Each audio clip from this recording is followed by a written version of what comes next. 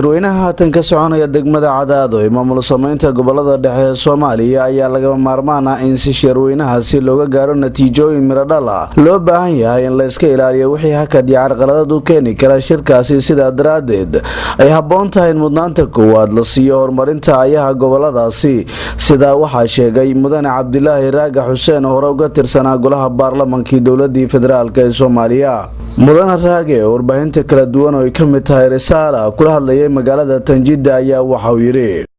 arinta maamul sameynta gobolada dhexe way socotaa caqabado badan oo ay hortaagan yihiin oo midna ay si dabiici ah u imaanayso shaqada ka dhex imaanayso midna la abuurayo oo dad gaar ah ay sameynayaan ay abuurayaan midna aan dad badan fahamsanayn macnaha maamul sameynta iyo federaalka iyo qaabka wax u soconayaan iyo hatta halka la marayo bari meesha la tagayo iyo meeshii la soo maray dad badan oo fahamsanayn oo barnaamijka ku dhex jira intaaba u qaybsan yahay hakad iyo buuq iyo xoogaa maaragtay in la isla jahayn waayo qaabkii loo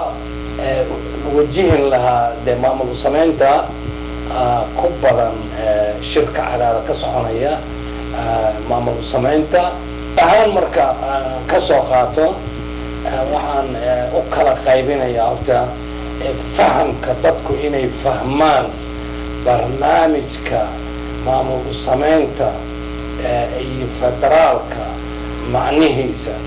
iyo doorka dawladdu ku leedahay iyo waxa hadda soconaya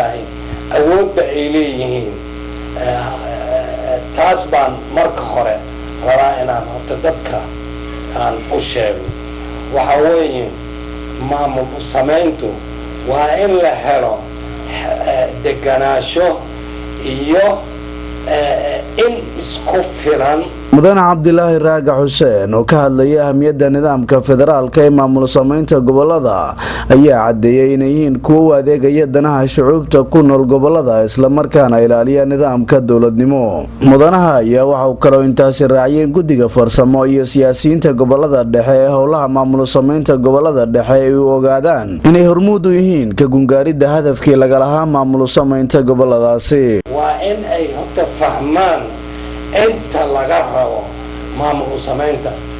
sameynta waa in meesha hoggaan haga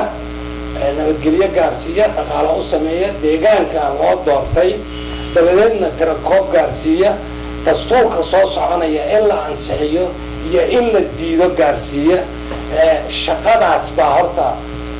maamulkan in loo sameeyo ay tahay maamulad samaysma baa jira kuwa aan samaysminina way jiraan qaybinta Soomaaliya saas darteed dib u dhac maahan waa sugis marxaladda in Soomaalidu isla fahamtay haddii ay horweysay oo laasum noqoto in la sameeyo maamulka ka soconaya shirka ka soconaya gobolada dhexe ee Cadaado ka furan waa in laga daayaa in lagu dhac gorgortamo وأيضا شركة العنسحن أو دستور راسمين أو دراسة لجارين أو برنامج كيسي أو ضياش كيسي لحولين أو إرجال كيسي لحولين أو دستور كيسي العنسحن إن هذا كله ولا أنتو